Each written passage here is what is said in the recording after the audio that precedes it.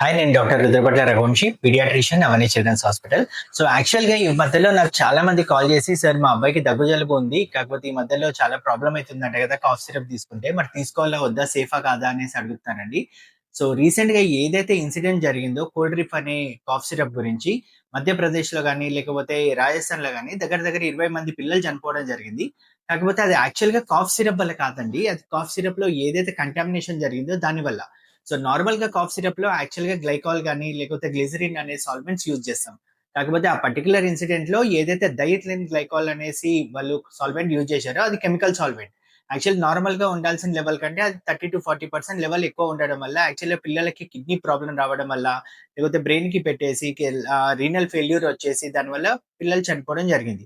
కాకపోతే ఇప్పుడు ప్రెజెంట్ ఏదైతే మార్కెట్‌లో అవైలబుల్ ఉన్న కాఫ్ సిరప్స్ ఉన్నాయో, అంటే మా దగ్గర గాని, లేకపోతే రెగ్యులర్‌గా ఉన్నవి, ఇవి వైడ్ థెరపటిక్ రేంజ్ ఉంటాయండి. అవి చాలా సేఫ్. సో, అవి ఇవ్వడం వల్ల పిల్లలకి ఏదో జరుగుతది అనేది మాత్రం మనకి అపోహ.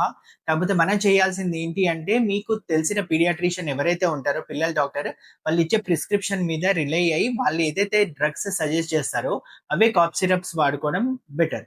ఓవర్ ద కౌంటర్ వాడుకోవడం, లేకపోతే ఇంటి చుట్టుపక్కల వాళ్ళు ఎవరో చెప్పారనేసి మనకి ఇష్టం వచ్చిన మందులేసుకుంటే మాత్రం ఏదైనా గూడా ప్రాబ్లమ్ అయ్యే అవకాశం ఉంటది.